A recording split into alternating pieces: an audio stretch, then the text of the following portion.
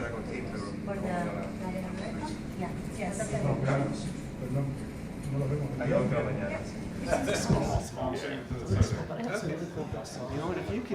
The title of this panel refers to a sports rights boom and sustainability, but to be honest, that's really a kind of just a framing device to enable us to get into a whole range of different subjects around the North American sports rights market. And we've got a fantastic panel today covering a wide range of experience and perspectives. We have Daniel Cohen from MP & Silva Agency, Thomas Schmidt from Team Marketing, Scott Moore from Sportsnet, and Robert Similcar from NBC Sports Ventures. We might as well get straight into the subject of sustainability, because it is a topic which, especially in North America, in the last 2 or 3 years, has been coming up time and time again. Every new deal, every renewal, every big increase, it's always raised. And there's always an analyst somewhere who will say that this is a bubble, it's going to burst, it's not sustainable. So I think perhaps the best way to approach that is to begin by talking about the biggest ever sports rights deal in the history of Canadian broadcasting. And one of those deals, which was a big deal, a long deal, where analysts questioned whether it was sustainable, questioned whether that level of investment made sense. So if we can begin with Scott, it was a massive deal, it made the headlines. I guess you would say it's sustainable. Can you explain how it makes sense for your company when you're investing at that level over that period of time? Well, first off, I think you have to understand the Canadian marketplace and the fact that the two biggest players in Canada are both owned by telecom companies. So, the deal on its face might not make sense if you look at it straight from an advertising standpoint or even a subscription standpoint. But what makes this deal unique, and I think if it's successful, it'll be copied elsewhere, that it's all platforms. We own all the national rights to all platforms of the NHL, which is obviously the #1 sport in Canada, for 12 years. And it's not just about how we monetize it with our advertisers, but how it drives our wireless business and how we can take products like Game Center Live, and we have other products within that, like Game Plus, which is an exclusive access product, and provide that either exclusively to Rogers Wireless customers or at a discount or free, and that's driven a lot of the value.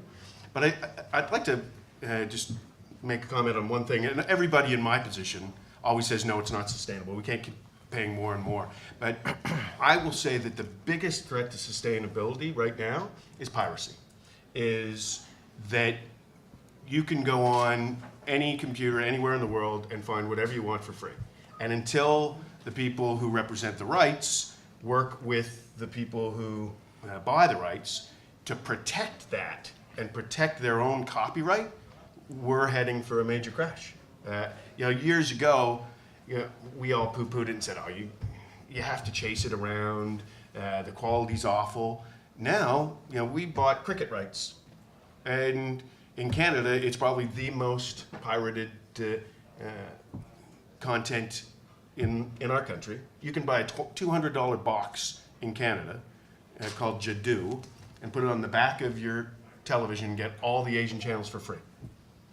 And the ICC does nothing to protect our content in our territory. So I would say that if content providers and content sellers want to make sure that it is sustainable, they've got to work with the broadcast groups and the rights holders to make sure that piracy is more and more difficult, and that, I call it playing whack-a-mole, that you got to shut a lot of these illegal places down. They may start up elsewhere, but that's a major thing for our industry as a group to deal with.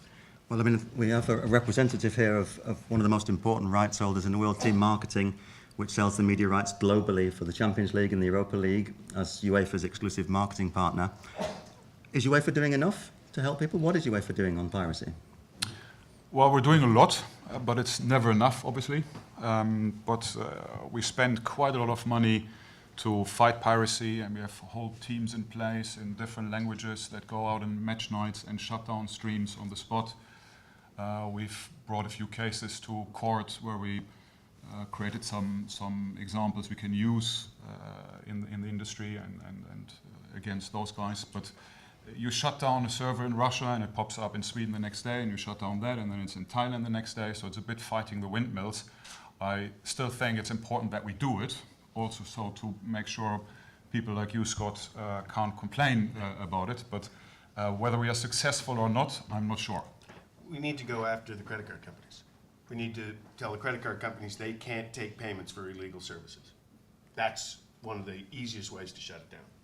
And there's not enough will for people to do that yet. And you will get lower and lower rights fees unless we attack it head on.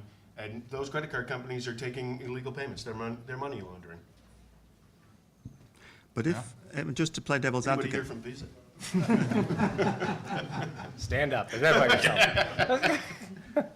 But if it's the case that each time rights holders, major rights holders come back to market, the prices are going up, is it possible to demonstrate that there is a loss, an actual financial loss through piracy? Are these people not simply people who wouldn't be subscribing maybe to a pay television package anyway?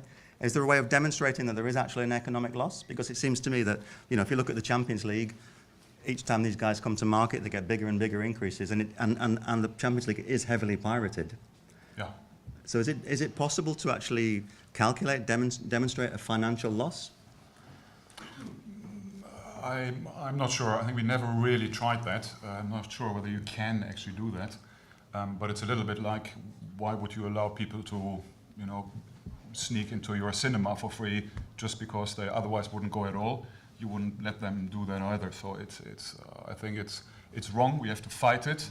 But I'm not quite sure whether the credit card angle or the angle that we're having at the moment is sufficiently successful. Well, it obviously isn't. But you know. I want to hear from the other guys, but I'll tell you that the example I used, ICC Cricket in Canada, we can prove a financial loss because we can show how many people bought the World Cup on pay-per-view 4 years ago, and that number is less this year. And I can tell you there aren't less people watching it. In fact, there are probably more people watching it. So we can demonstrate a financial loss. I think it's a problem for all of us in North America. Interestingly, Canada is the second worst copyright infringer in the world after China. Well, didn't realize that. Yes, because our government doesn't chase copyright infringement the way the U.S. does. Something else for Americans to be suspicious of Canadians about. That's good. And we're infiltrating. Blame Canada for copyright infringement. That's good to know. Well, you know, on the issue of piracy, I'm not an expert in this, but, you know, for NBC Universal, certainly around the Olympics, that's been by far the biggest barrier we've tried to build around our rights. You know, it's a unique deal in which we obviously have all U.S. rights across all media, and so the way over the years in which we've chosen to exploit those rights, while it has changed, it has, particularly going back, you know, a games or two, led to some trying to go out and get live coverage from overseas, you know, for opening ceremonies and things of that nature, trying to get feeds from other parts of the world where they couldn't get live coverage when they wanted it in the States. One of our solutions to that has been also a business solution, which is just provide more live coverage, which we've really revolutionized over the last couple of Olympics in providing hours and hours more content live,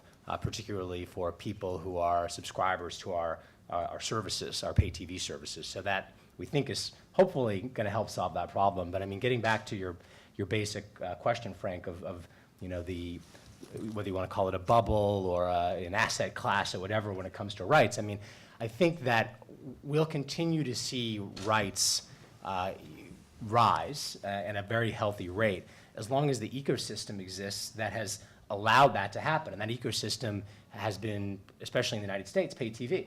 And the bundle of pay TV, which has, you know, 100 million or so subscribers paying for a package of channels, including the ESPNs of the world and our services, whether they watch them or not, whether they are big sports fans or not, You know, the ESPN gets $6 or whatever the number is from every single U.S. household. You guys have a different system in Canada, a little bit closer to an a la carte system, but in the U.S. that's been the key to the growth, and that is an ecosystem that, while it's still healthy, it's showing some signs of change, and certainly doesn't appear to be about to collapse.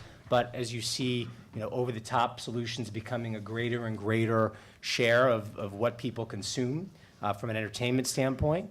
Sports has been a bulwark against that in some ways, but even sports now, from ESPN to the leagues, you know, to ourselves, are starting to think more about how do we start to serve people who choose not to subscribe to cable. Either they desubscribe or they never subscribed in the first place. Cord cutters, cord nevers, as we call them. So to me, that is by far the thing that stands out there as the most likely game changer in terms of the rights marketplace. Sure. I mean, there's a point that Scott made that I'd like to bring Daniel in on. You talked about the importance of being able to exploit rights across a whole range of platforms and technologies. And from an agency perspective, when you go and, for example, when you go and pitch to the NFL, for example, how important is it now to be able, as part of that pitch, not just to go with a big number, but to be able to delineate very precisely how you're going to exploit the content across all of these different platforms? It's essential. It's essential because fans are not consuming on one platform anymore. And what you see 3 years ago, 5 years ago, and what you'll see in 2 years, completely different. I'd mentioned it this morning, and it was a good stat, so I'll reuse it. But 70% of millennials are consuming live sports content right now in the U.S. on mobile platforms. They're spending the majority of their time on a mobile phone, maybe even a watch now, on all different devices. Technology is moving so fast that when we at NP & Silva look to partner with leagues and rights holders, we look to see who's pushing the envelope, who's adapting and adopting to new technologies so that fans can really consume and engage with their content in many meaningful ways. Rob, you'd mentioned OTTs and all different ways now that are non-traditional or becoming traditional, as opposed to just the TV broadcast. If I could chime in on that, the mobile marketplace is gigantic now, and that's why, you know, the telecoms in Canada are so interested in sports. But our NHL product, which is the out-of-market product, Game Center Live, usage of the mobile product is up 500% over last year. 500%. And you know, that drives value for a wireless company for sure. But I want to get back to something you said, and that's the debundling of sports is perhaps next to piracy, I think the second biggest challenge to keeping the sustainability of rights, because eventually the consumer is going to say, I don't want to pay $6 for ESPN, or I don't want to pay $8 for ESPN if they pass on another NFL increase. And in Canada, we're, on top of being a heavily pirated market, we're the most regulated market in the world. And on Thursday of this week, our CRTC, which is our version of the FCC, may announce that we have to go to total flexible packaging and offer total a la carte, which it certainly will be the end of a number of specialty channels, non-sports specialty channels. But if we go from 10 million subscribers down to 5 million subscribers, we'll have to charge double or even 2.5 times in order to remain sustainable. Well, one of the things that we've talked about a lot at NP & Silva is how do you engage with a changing dynamic of viewership? And what we mean by that is when you look at viewership as a casual fan, in total, global sport, there are less people watching the full game as there were 5-10 years ago. So they're moving to platforms and different technologies again where it's more about watching highlights, or it's customizing, picking and choosing what they want to watch when they want to watch it, the Netflixes, the Hulus. So it's creating new verticals if you're a rights holder or you're a broadcaster, creating your own OTTs, creating your own mobile platforms, applications, social media. It's combining all of that, creating new verticals that are potentially revenue generating, should be, various ways. It's not for us to so much to decide as more that side of the table. But it's looking at those different areas of where can we create brand new verticals. Is it a clips application, a highlight application? Is it creating a channel in and of itself as a standalone that would be against a cable, something where you're cutting the cord? So it's looking at where are people, and the key, it's not rocket science. It's where are people watching, how are people watching, and making sure that you're in line, if not ahead of that. And if rights holders want to see more sustainability, they have to sell the people that are bringing in the most revenue, they have to sell them all the rights. Because if, we had an argument with the NFL a couple of years ago where they, in Canada, wanted to sell broadcast rights and then sell separate mobile rights and separate tablet rights. And I said, okay, and why don't we sell Sony TV rights and Samsung TV rights? Because there's no difference to me. It's where the product is being watched. We either own the content and help you monetize it, or if you want to sell it off piecemeal, you can forget the big rights fees from the guys that drive the biggest revenue, and that's still linear television. Yeah, I think the days of breaking up rights that way are over. They're long over. I think there's a distinction, not surprisingly, this side of the table. I think we're thinking a little bit more about live rights, which is what drives so much of the value, obviously, from a television standpoint, from across the board, really. I mean, live rights are where the vast majority of sports value still is. But when it comes to clips and highlights and things like that, I think, it's a lot easier to go out creatively, to take chances to do things non-exclusively, because I don't think there's the same expectation of having exclusivity when it comes to highlights for most properties as there is for the live rights. So I think it's a different conversation. Thomas, could I bring you on this? Because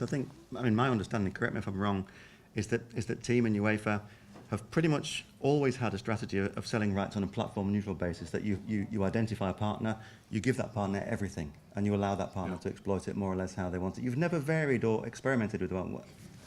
No, we haven't. I would like to claim the team has sort of pioneered that concept of selling platform-neutral rights. And we still do that today. We believe in our broadcast partners need control. They need control over the product across all platforms and all devices. And if you don't give them that control, then they will pay a lot less. So it's actually quite simple in our view. Now, what we've also done is we not just sold them the rights to all the platforms and all the devices, but we also obliged them to then use them. So we've also been pushing live transmissions over the internet already 10 years ago. If you bought a package of rights from us, then you were forced to also show those matches on the internet.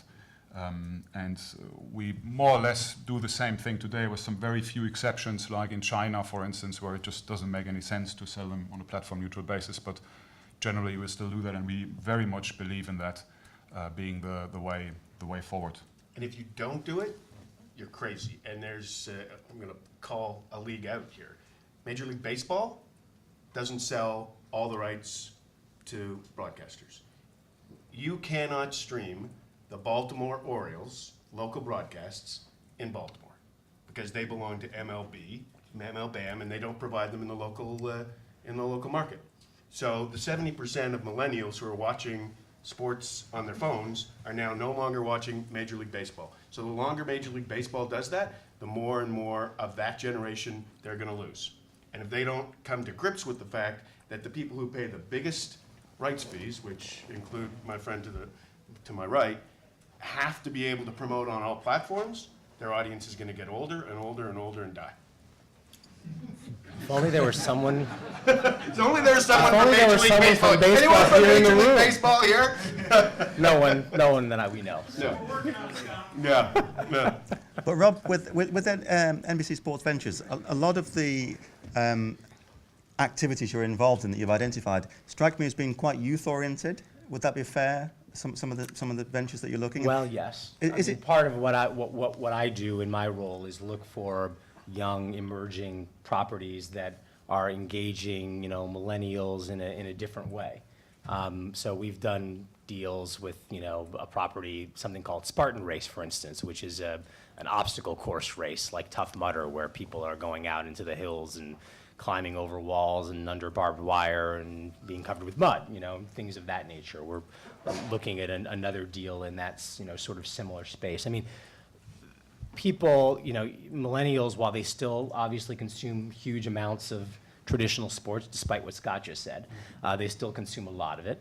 But we're seeing some changes in the way that, what they care about. What they really care about in a lot of cases are things that are authentic to them, that they can not just watch but participate in, that, fit a lifestyle that they, see themselves having. And so you know, Spartan Race and things like that are examples of that. And, you know, what we look for are things that, where there's a real affinity, you know, where it's not just something that's, oh, let's watch these people do it, but it's something where they, you know, they feel they're invested, their friends are invested. So we are looking for more and more properties of that nature that, you know, engage people at a much higher level than, you know, just the pure spectator side of things, even though that continues to be a huge part of our business. I was just going to add to Rob's point. I think it's amazing. You saw the deal the other day where Snapchat has now got into the right space. And it's about that connectivity. It's about understanding the next generation's way of engaging and consuming sports content. And if you had asked us 6 months ago who's going to be the first kind of big foray, big tech company into this, everyone would think, oh, Hulu and Netflix and Google, YouTube, and here comes Snapchat, and Facebook's made a major push in the last 6 months to engage and work with leagues and rights holders on that side and broadcasters. Their announcement with Turner for March Madness. It's really interesting to see who's getting involved, when, and how. But with millennials, or kids, as I call them, isn't That should be the tweet right there. isn't there a kind of challenge in the fact that a lot of things, particularly around social media, that there's quite big changes in fashion? I mean, we were talking to UFC recently, and they were saying one of the challenges of building a social media strategy is fashions change very quickly. You know, one thing can be in this month and is not the next month. Have you found that to be a challenge to identify the right kind of social platforms and think about the right kind of content to push out across those? I think things move faster now. There's no question about that, because there are fewer barriers to experimenting with new things, you know, to discovering new things. So yes, I think it's more of a challenge to stay on the cutting edge of what's hot. That said, I mean, I think social media is still just an extension of people's lives, you know, and they're just taking things to social media that they're doing in their lives. And I think people discover a passion, you know, at some point in their life, and they don't throw that away in a week or a month or a year. They, you know, they still, they grow into those things. They learn more. They get more and more engaged with things, whether they're sports or anything else, over the course of their lives. And so I don't think that fundamentally has changed. I just think it's a function of, you know, reaching them and being there, because if you're not there, then, you know, the kids, as you call them, will not discover you. They will not find you. So you have to be on a Snapchat. You have to be in these places. Otherwise, you essentially don't exist. Literally, if you're Snapchat, you can not exist. And Snapchat, you don't exist after 30 seconds anyway, so yes. But one thing, one of the words I think is perhaps the most overused in the industry is partnership, and there are two areas that I think are quite interesting that I'd quite like to explore about building partnerships. One regards the duration of contracts, and the other the level of exclusivity. And I mean, I think on this table we have examples like the Malaysian football deal is like 15 years. The Olympics deal through to 2032. The NHL deal through to 2026. It finishes. 12 years, yeah. Whereas you guys, 3 years, 3 years, 3 years, 3 years. Can I start with you, Thomas? How do you build a partnership when the cycle is always going to be 3 years? It's increasingly difficult, and I mean, that's not necessarily our choice, these 3-year deals. That's the way European club football is organized and the way the clubs centralize their rights and all of that stuff. From our point of view, we would love to offer a longer term deals to our partners, not because of having a greater partnership, but simply because we believe they will invest more if they have a longer term visibility on the product. But unfortunately, we can't do that because the way European club football is organized is the way it is organized. It's heavily regulated by Brussels, so we just can't do what we want. And the big US sports are a lot more flexible in that regard. You So can't have a partnership in 3 years. It's impossible. It's a rights deal in 3 years. If you're going to, you know, we have been a partner of Champions League. It's now going to our competitor, where they have 3 years to either build it or not, and they may lose it back to us. So where's the incentive for us as a 3-year renter of rights to build your brand? You know, the beauty of all the long-term deals that are being made now is that for the leagues and teams, it's revenue certainty. But for us as broadcasters, we can actually invest. I think Robert's group have done an amazing job with Premier League, but they could lose it to Fox next year, and all that money that they've invested is money down the drain.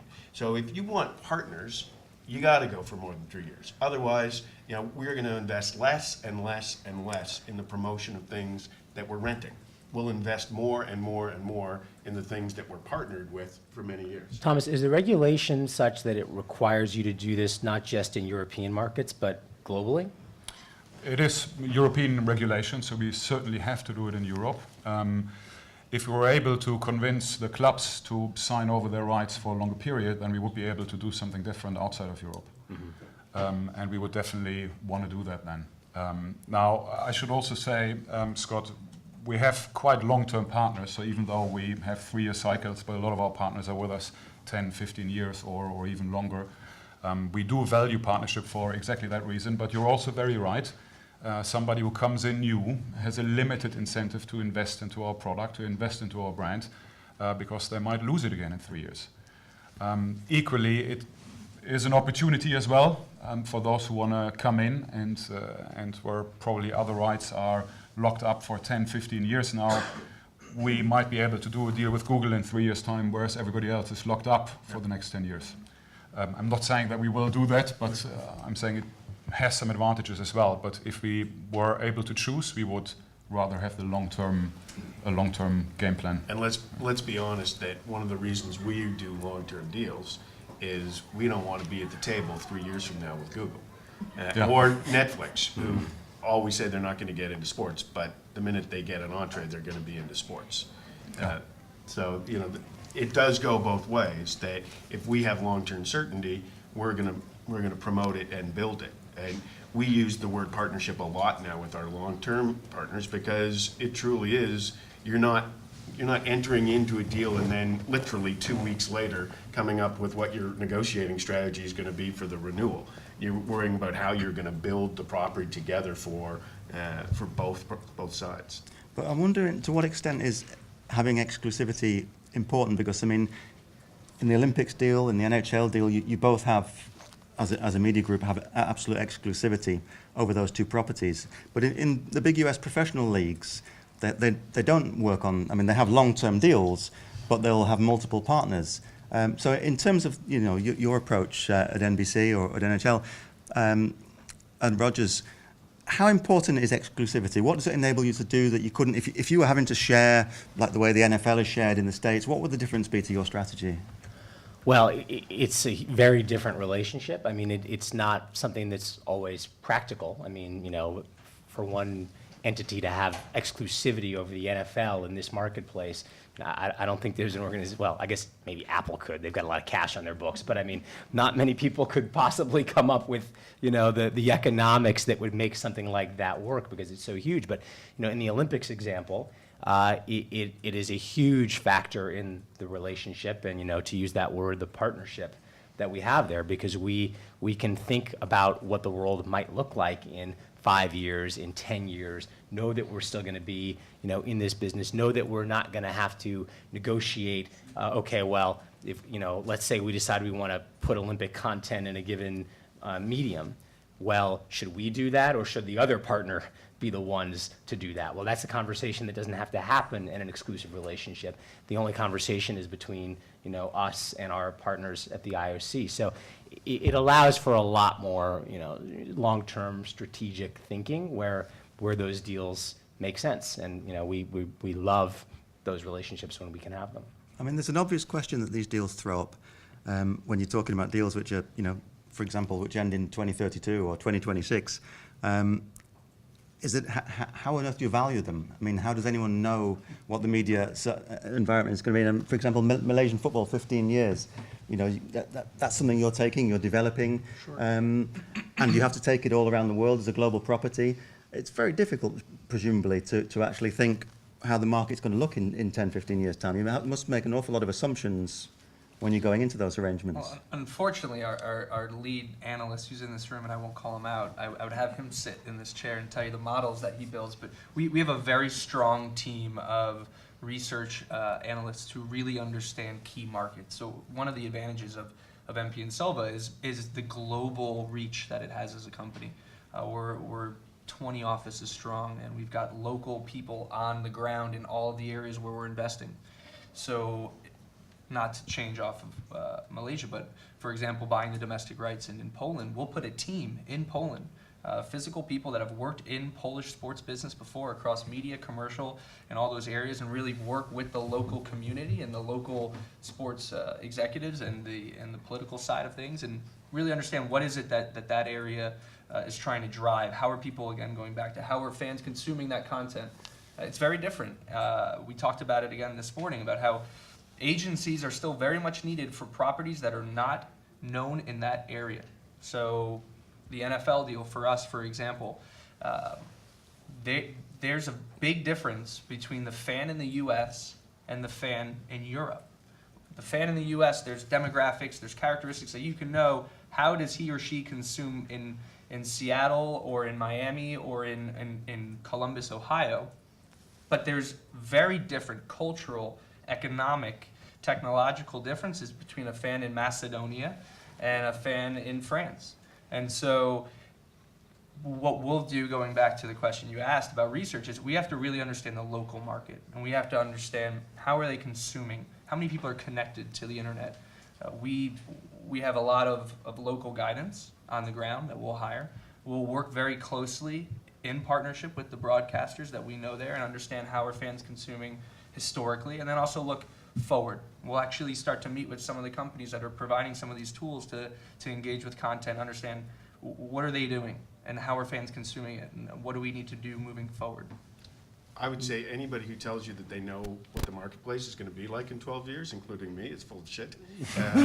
There is absolutely no way that you'll know. But what we do know is that sports content will be the most valuable content in the landscape. And if you own, as we do with our deal, and most broadcasters and media companies should, if you own every right. I said that the great thing about our deal with the NHL is that if consumers are watching it on their tablet, we have those rights. If consumers are watching it on their big screen TV, we have those rights. If consumers are watching it out of 3D hologram projected on your forehead, fortunately I have a widescreen,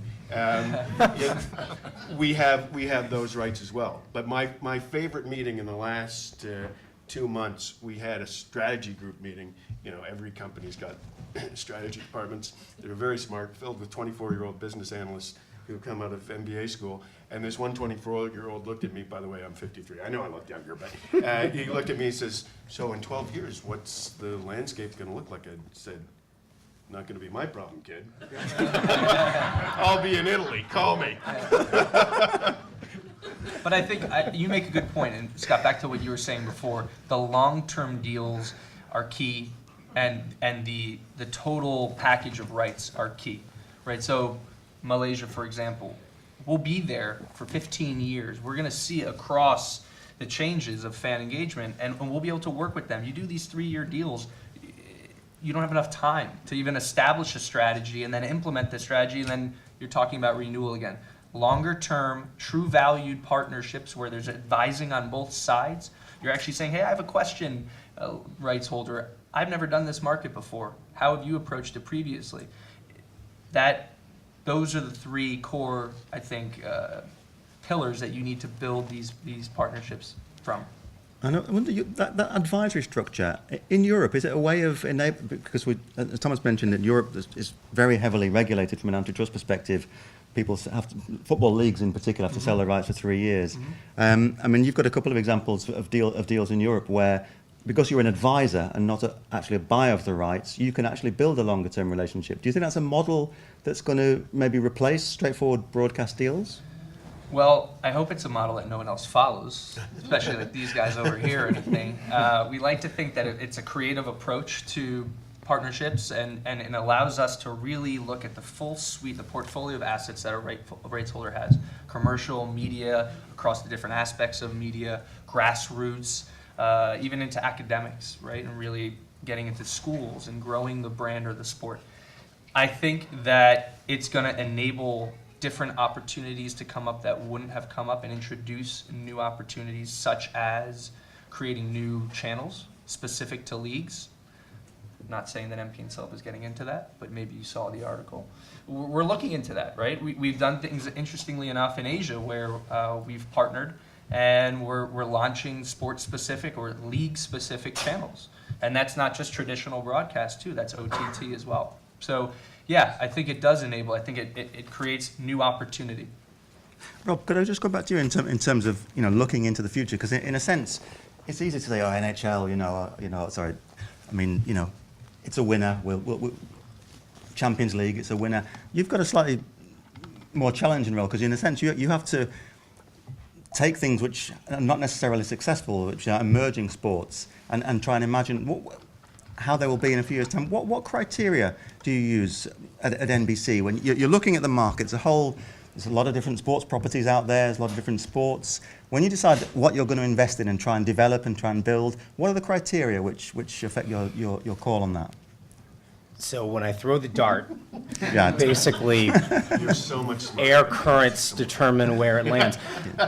I mean, it is, when it comes to making bets on smaller emerging things, I mean, you just plant a lot of seeds, and you see what, you hope that, a few of them turn into trees. I mean, I think You're sort of the Johnny Appleseed of something sport, like that, yeah. But I mean, I think one thing we look at very closely is social engagement and social media. You can really see a lot in terms of how engaged people are with a property by just looking at not just the basics, like how many Twitter followers do they have, how many Facebook likes do they have, things like that, but not just the numbers, but the actual engagement.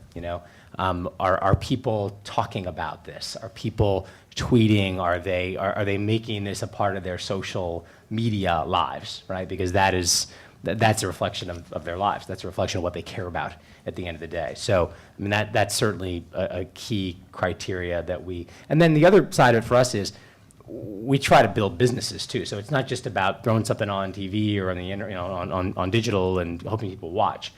We like to have a business rationale behind something as well. So are there sources of revenue here that are maybe a little bit different than the typical revenue we're getting from cable subscriptions or advertising? Are there multiple forms of revenue? We're big into multiple revenue streams. That's a beautiful thing in this business to have that. It's very hard to do anything that is strictly ad supported. In this day and age, the advertising marketplace is becoming so much more fragmented. The upfront and the traditional, means of selling advertising are changing radically year after year. So you've got to have that secondary and hopefully tertiary form of revenue in anything that we look at. And the other part of it is actually international as well. And so if something's just popular in the US, that's great, but does it have a following overseas? Can we take this globally and build interest and build revenue as well? That's a reason that we're here at Sportel, is taking some of these things to the international marketplace. So those are all really important criteria. I was just going to add, that's what's come up in our conversations at MP and Silva a ton lately, which is look at where our company was when we launched 7 years ago, and we were a media rights agency. We were buying and selling media rights, and did it very well. Went from $10 million per year in revenue to this year over $700 million, in a very small window, which is impressive, if I do say so myself.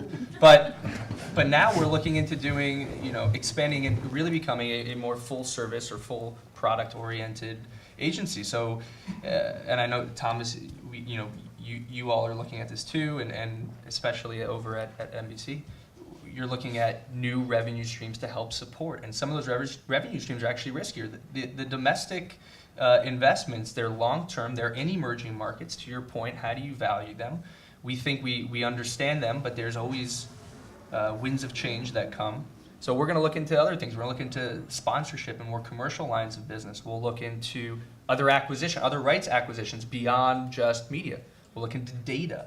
We'll look into other types of rights that we see in the horizon coming. We'll look at consultancy, for example, and helping rights holders, broadcasters, anyone really who has a product or a service looking to engage and go abroad with it, out of the New York office especially. So, It is. It's about creating that cushion, that safety net of other revenue streams, and how one can affect the other and really support and grow each other.